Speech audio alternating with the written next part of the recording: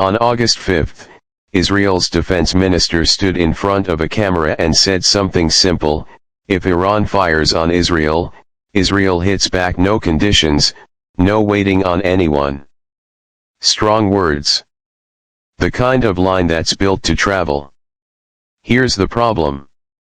That same week, multiple Israeli officials were telling American reporters something close to the opposite, that for weeks, Washington had quietly been keeping Israel out of the fight, worried that giving Israel a freer hand would make this war harder to control. So which is it? Is Israel calling its own shots, or is its closest ally holding the leash? Stick with me, because the answer isn't really about politics. It's about hardware, specifically a class of Iranian missile that spent the last year quietly turning Israel's missile shield from a wall into a probability. First, the timeline, because if you've only caught headlines, it's easy to lose. This war didn't start last week. It restarted on February 28, 2026, when the US and Israel launched a joint bombing campaign, Operation Epic Fury, on the American side that killed Iran's supreme leader, Ali Khamenei, in a single strike and hit Iranian nuclear and military sites across the country. Iran hit back hard, missiles and drones at Israel, at US bases across the Gulf, at Arab states hosting American forces. That round cooled into a ceasefire in April, then a memorandum of understanding in June meant to reopen the Strait of Hormuz and wind the whole thing down. It didn't hold. Iran started asserting control over shipping in the strait, firing on commercial vessels in early July, and the US answered with a fresh round of strikes that, as of this week, is still going. Talks are back on the table. Trump is calling it a last chance for a deal, but nobody's calling this over. Notice something about that timeline, though. Almost all of the most recent fighting has been the US doing the striking, not Israel. Israel has mostly been watching.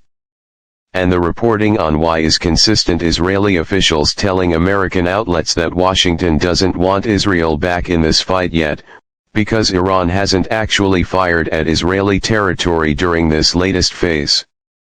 The moment it does, that calculus changes fast. Katz's no conditions line is really a promise about that one specific trigger. So why would Israel need American sign-off to defend itself at all? This is where the missile comes in. For most of the history of missile defense, the job has been comparatively simple, at least in physics terms. A ballistic missile, once launched, behaves like a thrown rock. Gravity and momentum decide where it lands, and if you know the launch point and the speed, the landing point is basically a geometry problem. That's exactly the kind of object an interceptor is built to solve for. What Iran has been fielding under names like Fattah, and more recently Fattah-2, doesn't play by that rule. These carry maneuverable, in some cases genuinely hypersonic, re-entry vehicles. The warhead detaches from its booster and can change direction during the final dive, specifically to break whatever intercept solution the defense system locked onto seconds earlier. Picture trying to catch a ball whose flight path you calculated perfectly, except it can juke sideways after you've already committed your hand to the catch. That's a difference in kind, not just in degree. Iranian state media has claimed intercept rates against these missiles as low as 5%. Take that with the skepticism it deserves. It's wartime messaging from the side that built the weapon. But Western and Israeli defense analysts aren't laughing it off either, because open-source reporting has tracked maneuverable warheads slipping through Israeli and Allied defenses going back to October 2024, well before most people were paying attention to the missile by name. Whatever the real number is, it isn't zero, and it isn't trivial. Here's where some history is worth pulling in, because Israel isn't the first country to have this exact argument with its own missile shield. Go back to 1991, the Gulf War. The U.S. Army told the public its Patriot batteries were intercepting incoming Iraqi Scuds at something like 96%. One of the feel-good statistics of that entire war, prove, supposedly, that American technology had solved the missile problem outright. A physicist named Theodore Postal didn't buy it. He went back through radar tape and video, frame by frame, and argued the real number was nowhere close, possibly near zero. Congress held hearings. The Army revised its own figures down, then down again, and the room never fully agreed on the true number, but everyone agreed the original 96% had been more theater than physics. That's not a story about American engineers being bad at their jobs. It's a story about the gap between what a defense system is advertised to do and what it actually does against the specific slice of threats it happens to face that week. Every government fielding a shield faces the same temptation: publicize the good week, quietly file the bad week somewhere nobody outside the ministry reads. Israel is living a version of that gap right now, just with better cameras and a faster news cycle. Now here's the number I think actually matters more than any intercept percentage: the money. A single Arrow interceptor is estimated to cost somewhere in the low millions of dollars, every time it's fired, hit, or miss. What it's shooting down often costs a fraction of that. Some of the drones Israel and its allies have knocked down reportedly cost less than a mid-range car. Run that trade a few hundred times across 2 wars over the better part of 2 years, and you're not looking at a military stalemate anymore. You're looking at a lopsided bill. Israel doesn't need to lose a single engagement to eventually feel this. It just needs to keep winning at a price it can't sustain forever. Which brings us back to the sidelining question, because I don't actually think it's a contradiction. Katz's promise and the reports of Israel being held back can both be true at once, because they're describing 2 different things. Katz is describing what happens the moment Iran fires at Israeli territory. That part, Israel has made non-negotiable, publicly and repeatedly, for months. The sidelining is about everything short of that: the offensive strikes on Iranian energy infrastructure that Israel has reportedly wanted and that Washington has been withholding approval for, over concern that hitting Iran's oil and gas assets could spike global energy prices or push Iran toward actually closing the Strait of Hormuz. Washington isn't restraining Israel's right to defend itself.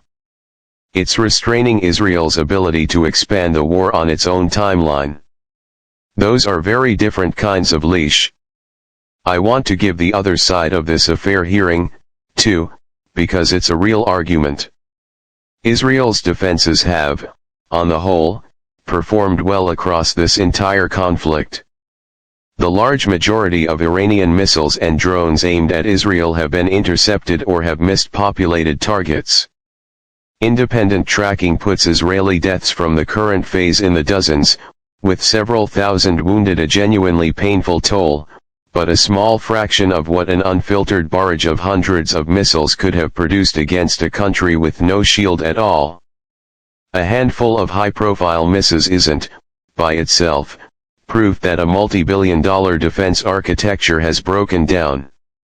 What that argument doesn't explain as neatly is why the incidents where Israeli defenses have struggled cluster specifically around a maneuverable, hard-to-predict class of weapon, rather than spreading evenly across the older, simpler ballistic missiles the system was built for in the first place. That's not noise. That's a pattern, and it's the pattern worth watching, not the aggregate score.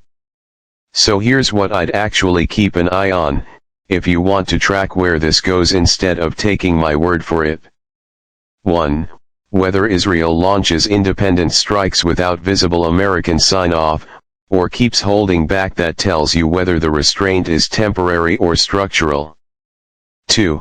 Whether Iran leans further into maneuverable and hypersonic warheads in future barrages instead of its older, cheaper ballistic stock. That tells you whether Tehran thinks it found a real gap or just got lucky once or twice. 3. And probably the biggest one, What happens with the Strait of Hormuz talks? Roughly a fifth of the world's oil moves through that stretch of water, and every time Iran tests the edges of the deal there, it's a bigger signal than another missile barrage. It's Iran deciding whether it still wants this contained to a military exchange, or whether it's willing to drag the global economy into the argument too. Every shield in military history eventually runs into the weapon it wasn't built for. That's not really a story about Israel, or Iran, or Washington specifically. It's just what happens, on a long enough timeline, to defense and offense generally. The interesting question isn't whether that happens here. It's what a government does once its hardware runs out of certainty before its promises do. Katz gets to say no conditions on television. What happens quietly, in a room without cameras, is a different negotiation entirely, and that's the one actually deciding how this war goes next.